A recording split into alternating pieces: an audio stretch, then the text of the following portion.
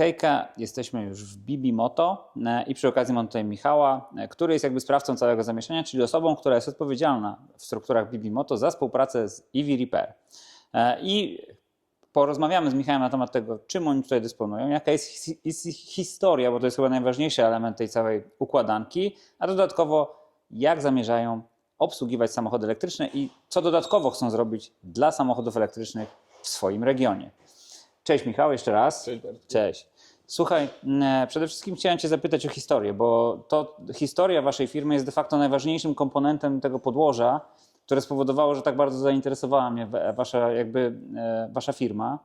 Abstrahując od tego, że jesteście idealnie położeni, to będziecie widzieli na filmie z drona. Macie idealne połączenie z S1? S1 to S1. jest, no. Także jest świetny zjazd z S1, bardzo blisko. No i oprócz tego macie niesamowicie dużą, jakby to powiedzieć, powierzchnię naprawczą. Chociaż wydaje się ona teraz być mocno zajęta, no ale o tym też sobie Tak zaraz to się tego tak trochę wydaje. Zacznijmy od historii. Jak zaczęła się ta przygoda Bibimoto? Bibimoto Centrum. Właśnie, Bebemoto czy Bibimoto? Bebemoto Centrum. Bebe to jest skrótem od Bielska Białej. Okej. A nazwa nowa, nasza motocentrum, miała się kojarzyć po prostu z centrum motoryzacyjnym, w którym chcieliśmy się od A do Z zajmować samochodami wszystkimi. Nasza historia zaczęła się od Bibi Oldtimer Garage blisko 10 lat temu. Czyli jednak Bibi. Tak, ale ciągle Bibi, tak. I w Bibi Oldtimer Garage zajmowaliśmy się renowacją zabytkowych samochodów. I dobrze nam to szło i dalej idzie, no ale z racji zmian na rynku, prawda, trzeba iść trochę z duchem czasu, więc otwarliśmy się też na nowe samochody. Jak na nowe, to i na elektryki oczywiście, bo jest ich coraz więcej i coraz więcej ludzi szuka zaufanych warsztatów zajmujących się właśnie elektrycznymi samochodami, bo tego brakuje na rynku, ewidentnie. Znaczy wiesz co, powiem Ci tak, bo tak jak już sobie tak rozmawiamy, to przy okazji kierując to do widzów, ogólnie warsztatów zajmujących się samochodem elektrycznym jest coraz więcej, natomiast jest duży problem właśnie z tym, co powiedziałeś, zaufane warsztaty. My mamy dosłownie w tej trasie, kiedy ja byłem w Czechach, jechałem do Was tutaj przez Słowację, wydarzyło się przynajmniej 5 przypadków, kiedy trafiły do nas samochody niepoprawnie naprawione. I to jest bardzo ważne, żeby te warsztaty były zaufane, a jak popełniają błąd, żeby można było do kogoś się odwołać. No bo wiesz, to wygląda tak, że ktoś naprawił samochód, zostawił kogoś z problemem, a ten samochód trafił do nas. Więc słuchajcie, zdecydowanie lepiej jest korzystać z warsztatów zaufanych, to taka kryptoreklama. Ale wracając do historii, ty chyba nie wiesz, o co ja pytam. Ja chciałem zapytać przede wszystkim o tą historię, która chyba wszystkim jest znajoma, czyli Tom Hanks. Tom Hanks i maluszek dla Toma Hanksa, tak.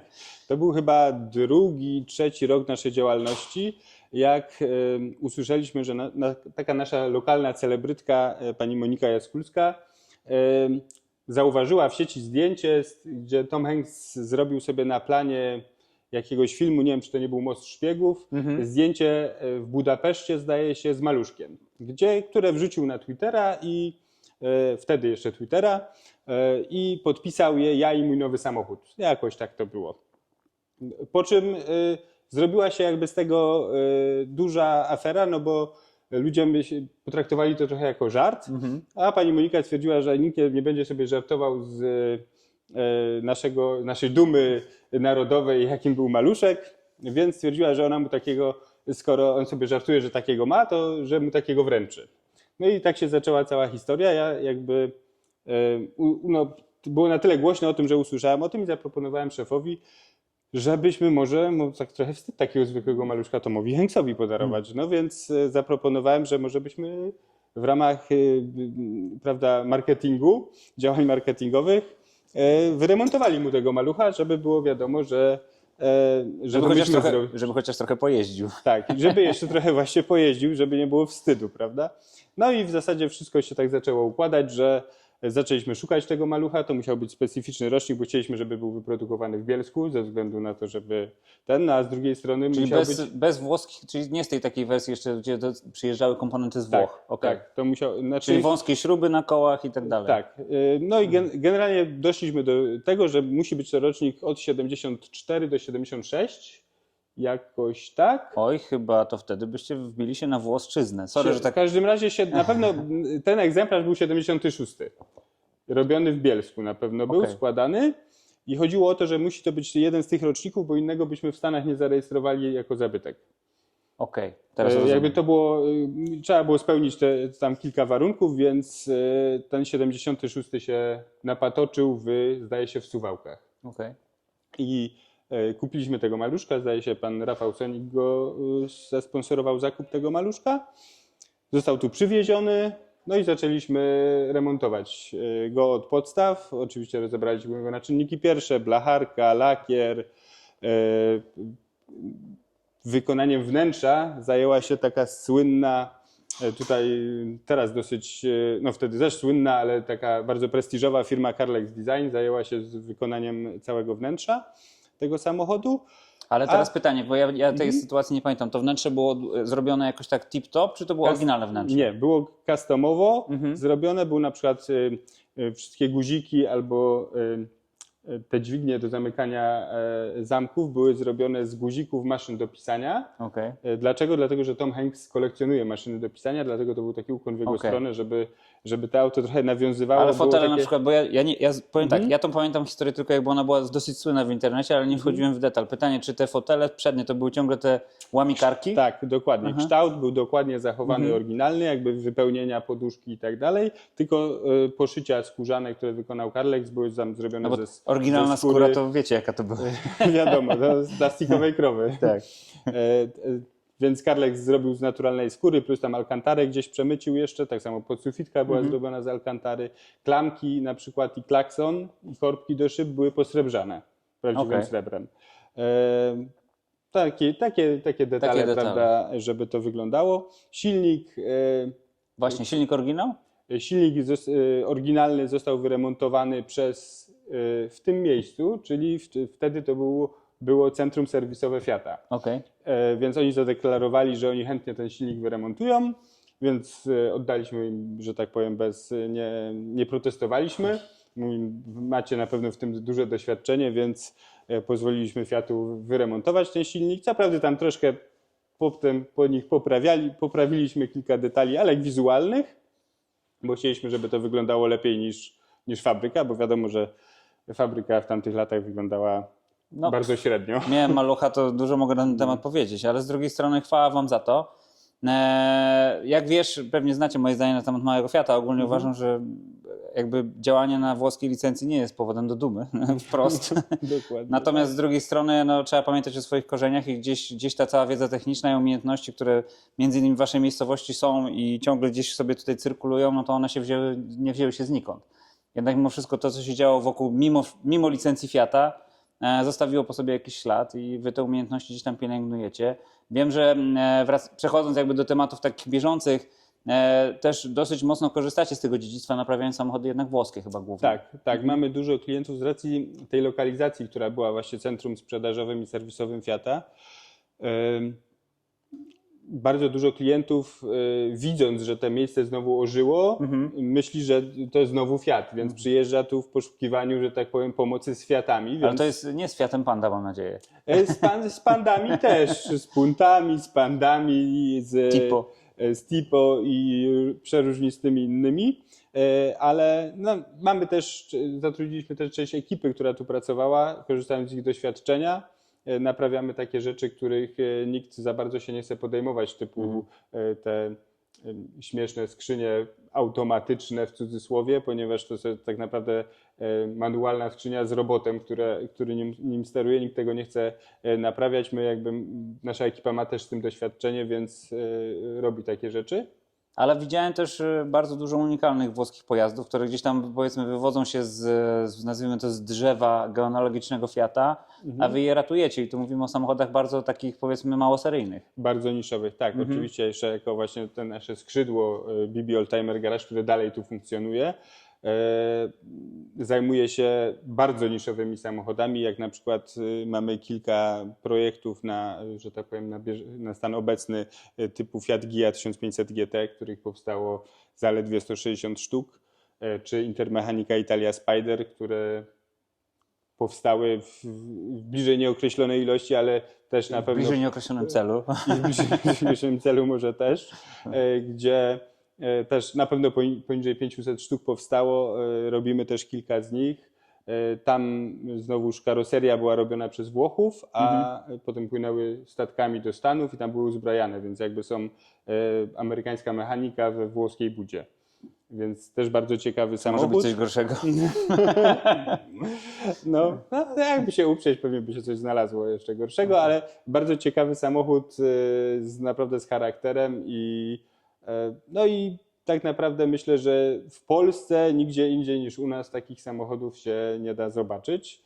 Tutaj one stoją i po prostu z nimi pracujemy. Czyli patrząc na to, że macie u siebie parę sztuk pojazdów, których jest paręset sztuk w ogóle na świecie, no to można zaryzykować takie stwierdzenie, że jesteście jednym z liderów światowych, jeżeli chodzi o naprawę tego typu pojazdów. Tak, jak chodzi o GIE 1500 GT czy Intermechanikę Italia Spider, jakby z pełną odpowiedzialnością można tak powiedzieć, że chyba nie ma na świecie bardziej doświadczonego warsztatu w tych tematach niż my.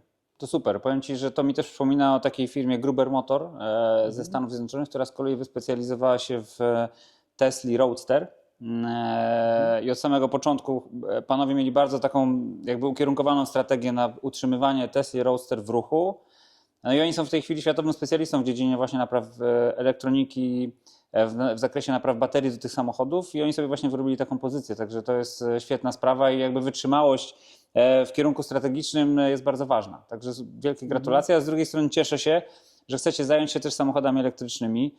Macie gigantyczny potencjał, to później na przebitkach zobaczycie, jak bardzo duży to jest warsztat, jak dużo panowie mają stanowisk i jak bardzo fajną i doświadczoną załogę. Mieliśmy okazję z chłopakami mieć do czynienia u nas na krótkim szkoleniu. Ja myślę, że to nie skończy się na jednym szkoleniu. Widzimy bardzo duży potencjał w tym, co tutaj się dzieje. I od razu przypominam sobie, że jak żeśmy rozpoczynali nasze rozmowy, to rozpatrywaliście też możliwość instalacji ładowarek tutaj u Was. Czy to gdzieś zawędrowało ten temat? Pisałem do Tesli w sprawie postawienia superchargera tutaj że tak powiem, przed naszym warsztatem, bo miejsca jest dość. Budynek jest też dobrze, że tak powiem, zlokalizowany i myślę, że jak przyłącze też pozwala. O przyłącze, że spokojnie by pozwoliły na podłączenie, na postawienie takiego superchargera tutaj. No ale szczerze mówiąc nie udało mi się przebić. Tesla po kilku próbach pisania do nich takich zgłoszeń, tym bardziej, że mam pozwolenie od jakby właściciela całej nieruchomości, no nie odezwali się. Także nie wiem w którym kierunku to pójdzie. To przy okazji od razu dajemy takie zgłoszenie i komunikat. Tesla, jest lokalizacja superchargera bardzo dobra przy S1, ale rozumiem, że temat jakby nie usiadł na Tesli, że w razie czego też rozpatrujecie innych dostawców. Greenway czy... Tak, oczywiście. Ja tak chciałem po prostu uderzyć najpierw do Tesli, bo pomyślałem, że jest na tyle mało tych ładowarek czy superchargerów w rejonie, a Tesli pojawia się dużo.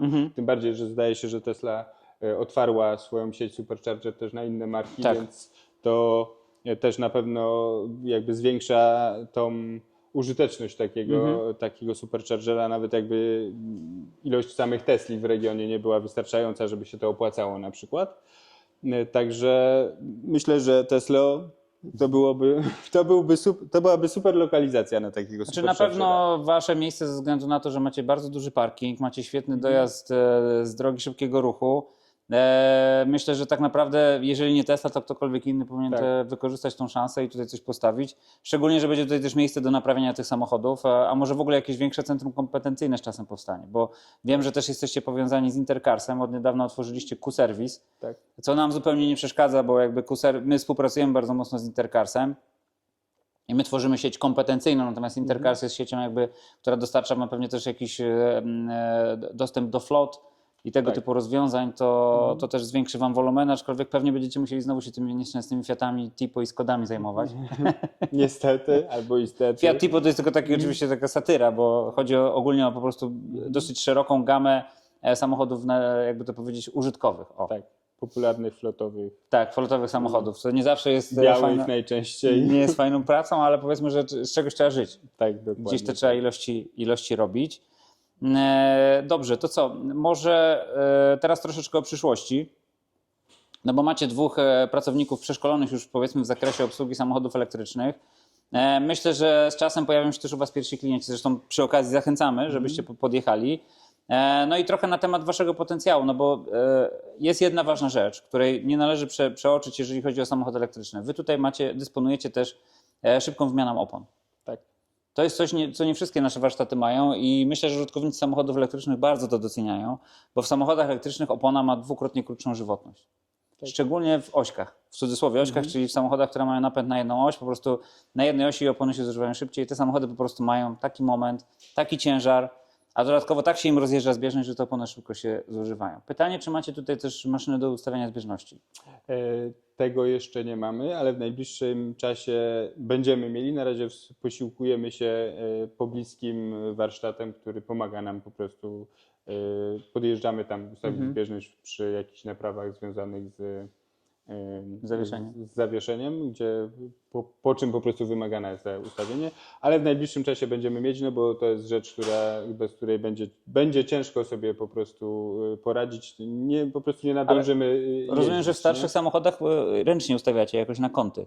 Znaczy generalnie wstępnie tak, ale później i tak się posiłkujemy właśnie zaufanym warsztatem, który nam, że tak powiem, już później w 3D laserowo ustawi to. Tak I jeszcze pytanie o ilość podnośników, bo ja tego nigdy nie policzyłem u was. Ile tutaj macie podnośników dwukolumnowych? Dwukolumnowych mamy w tej chwili 3, 4 jest w drodze, 4-kolumnowych 2 i 6 stanowisk na kanałach. Okej, no to rewelacja. To tak naprawdę tutaj możecie bardzo dużo samochodów jednocześnie obsługiwać. Tak. Aczkolwiek miejsca jest jeszcze spokojnie na 7-8 dwukolumnowych podnośników. Docelowo można by to, że tak powiem, uzupełnić. Przy okazji wiem, że też eksplorujecie inne gałęzie jakby biznesu motoryzacyjnego. Wiem też, że zabraliście się ostatnio za rowery elektryczne. Udało wam się dorwać w cudzysłowie fajny deal na rowery z wypożyczalni niemieckiej, chyba jeszcze w kartonach. Niedoszła wypożyczalnia z Niemiec. Mamy kilka rowerów elektrycznych właśnie jeszcze w kartonach nieodpakowane, aczkolwiek rok produkcji to jest, zdaje się, 2021 albo 3. Chciałbym to sprawdzić. Rozumiem, że baterie są jeszcze w porządku. Tak. Baterie są z Samsunga, tak w ogóle, także chyba niezła jakość. Niezła rekomendacja. Jednego wyciągnęliśmy, poskładaliśmy, naładowaliśmy go raz dosłownie i chyba już tak z rok stoi tutaj u nas w salonie. Od czasu do czasu się ktoś nim przejedzie i dalej ma chyba 76% poziom baterii. Także nie ubywa jej. Super. O tym też powiemy, bo tych rowerów jeszcze trochę sztuk zostało, także jakbyście chcieli, a cena jest naprawdę rewelacyjna, bo tu mówimy o 10 000 złotych brutto, więc jak na rower elektryczny tej klasy to jest super cena, więc przy okazji wam tutaj ten temat podrzucę. Także fajnie, że eksplorujecie takie różne przestrzenie biznesowe, fajnie, że jesteście w Q-serwisie, jeszcze fajniej, że jesteście w Repair. Niebawem pojawi się tutaj też brandowanie. Zapraszamy was, a ja lecę na warsztat pokazać wam, co tam się dzieje.